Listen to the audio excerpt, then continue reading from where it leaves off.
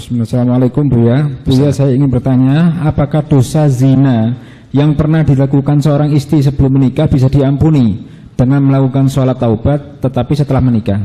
Apakah 8 pintu surga seorang istri masih terbuka karena dosa tersebut? Buya, mohon penjelasannya. Baik, masalah zina, semoga Allah menjauhkan kita dari zina. Zina itu kehinaan, hanya orang rendah yang berzina. Maka jika ada seorang hamba teruji dengan perzinaan, maka dia telah terendahkan. Susah melakukan zina kecuali bagi orang rendah. Semoga yang pernah kepleset dalam zina Allah ampuni dan Allah beri kesadaran. Sebelumnya saya kasih kisah. Ada namanya Hindun, Sayyidah Hindun. Itu adalah seorang wanita yang pernah menyuruh Wahsy membunuh Sayyidina Hamzah. Membayar Wahsy, wahai Wahsy, bunuh Hamzah, karena begitu marahnya kepada Rasulullah dan dendamnya kepada Nabi Muhammad. Akhirnya Wahsy membunuh Hamzah. Dan begitu marahnya sang Hindun tersebut, sebelum masuk Islam itu dibelah dadanya Imam Sayyidina Hamzah dan digigit hatinya, sehingga digelari Hindun Akilatul Akbat, Hindun yang makan hatinya Sayyidina Hamzah. Tapi ternyata Allah yang Maha Kasih, pandangannya Hindun kepada Rasulullah berubah suatu ketika menjadi pandangan hormat, sehingga karena pandangannya sudah tidak pandangan musuhan dengan Nabi Muhammad, Allah kirim hidayah, Hindun masuk Islam. Di saat Hindun masuk Islam bersama para wanita datang ke Rasulullah. Di saat datang ke Rasulullah, Rasulullah ingat Hindun.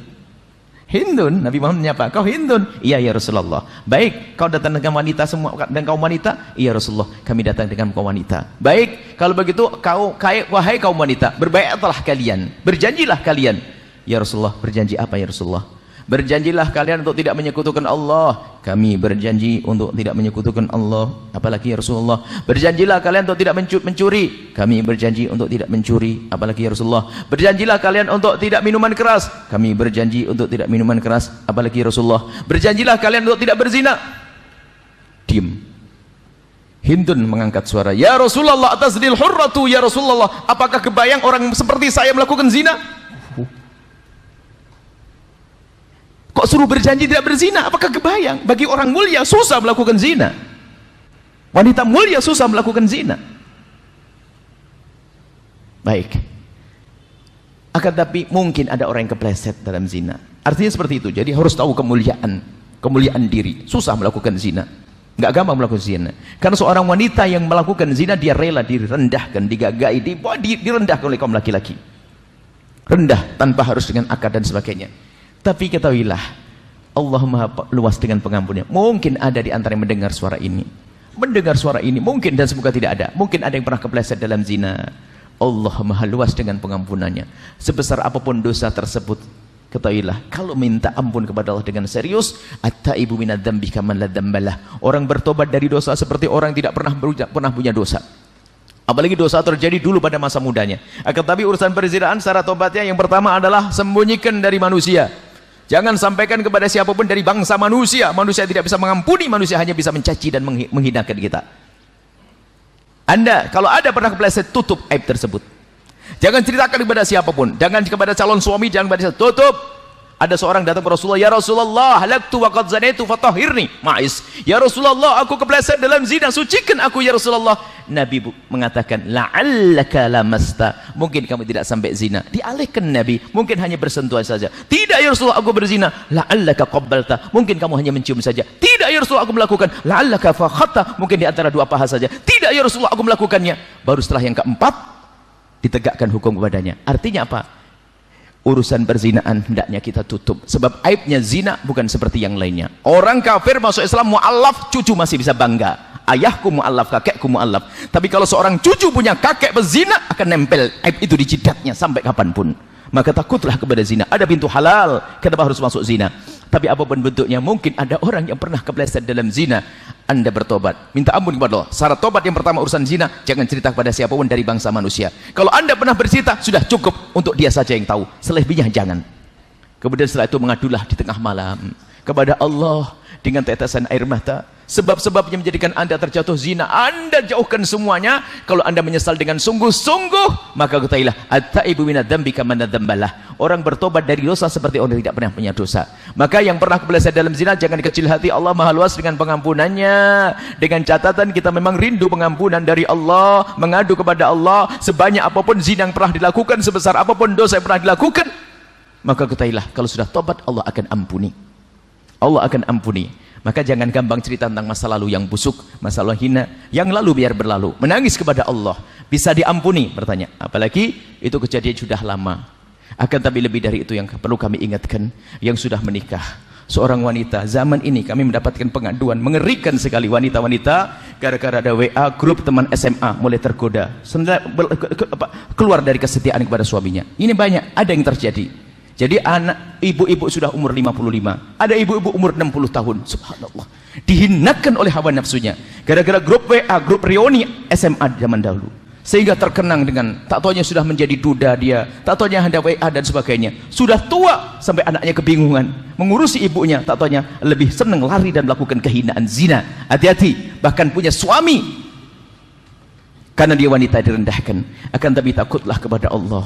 Jaga kalau punya grup WA, hati-hati. Jika ada yang mengajak masuk neraka, jangan mau. Urusan syahwat itu ya, jangan sampai masuk kepada pintu zina, jangan dekati zina. Naudzubillah. Kadang belum tentu orang tersebut lebih bagus, akan tapi setan yang menjadikan bagus. Mungkin suaminya lebih segala-galanya, cuman gara-gara seorang perempuan tidak pernah menjaga matanya, sehingga dia akan tergoda lalu melakukan keharaman dengan laki-laki lain yang mungkin lebih rendah dari segala-galanya, akhlaknya, kegantengannya dan segalanya. Karena apa? Setan yang menghiasinya. Takutlah ini masalah ini. Banyak pengaduan-pengaduan seorang istri, bahkan seorang istri yang ngadu dengan dirinya sendiri yang mengadu. Dia tiba-tiba berkata, "Buya, kenapa saya masih sudah punya suami, tiba-tiba kalau saya terpesona dengan kawan lamaku dan saya susah menghilangkan kenangan itu. Saya tiba-tiba ingat sampai saya dengan suami saya kurang mengabdi." Dia insaf. Ngadu yang gak insaf, bablas dia dalam kehinaan. Begitu juga kaum laki-laki, hati-hati, jangan gampang melihat yang haram, menjadikan sebab di rumah kita tidak indah. Mata laki-laki yang sering nonton yang haram, film porno, lihat perempuan buka aurat dan sebagainya, itu menjadikan kurang semangat dengan yang halal di rumahnya. Karena dia telah dikuasai oleh hayalan-hayalannya yang tidak ada pada istrinya, dan itu menjadi sebab kurangnya keindahan dalam rumah tangga. Maka jaga mata kita, jangan masuk wilayah zina, jangan mendekati zina dengan nonton film-film kotor dan seterusnya. Inilah ya, insya Allah Maha Pengampun. Allah Maha Pengampun. Yang pernah kepleset dalam zina segera ngadu kepada Allah, minta ampun, dan jangan ceritakan kepada siapapun dari bangsa manusia. Cukup antara anda dengan Allah, selesai. Bahkan tidak disunahkan kalau seandainya ada negara Islam, tidak disunahkan kita ikrar untuk dicambuk dan dirajam, nggak disunahkan. Disunahkan untuk menutup. Kenapa? Ini lebih aman. Kenapa? Dia tidak hidup sendiri. Agar apa? Agar anaknya tetap terhormat, agar keluarganya tidak tetap terhormat. Tapi kalau sudah dia dirajam, biarpun dirajam itu masuk surga, maka keluarganya akan berkata, "Oh, nenekmu ya itu, ibumu ya itu." Di zaman sekarang tidak mustahil ada orang merendahkan. Pada zaman Nabi ada. Waktu kisah Ghamidiyah itu, setelah dirajam oleh Rasulullah, mati, dirajam, ada sebagian berkata, "Mici, mati dalam keadaan dirajam karena zina." Direndahkan. Nabi marah. Kalau seandainya ditimbang tobatnya perempuan ini dengan amalnya ahli Madinah, niscaya lebih besar beratnya tobatnya wanita ini. Artinya tidak boleh direndahkan kalau orang bertobat. Hati-hati. Kemudian setelah itu, tolong jangan sekali-kali membicarakan orang berzina, menggunjing orang berzina, dosanya besar sekali. Naudzubillah. Khawatir kita diuji oleh Allah dengan kehinaan yang serupa. Kalau anda mendengar berita perzinahan, bahkan kalau ada orang bercerita kepada anda tentang perzinahan, tutup, biar kita saja yang tahu, selesai, jangan cerita ke siapapun. Inilah cara bertobat dari zina. Semoga Allah menjauhkan kita dari zina.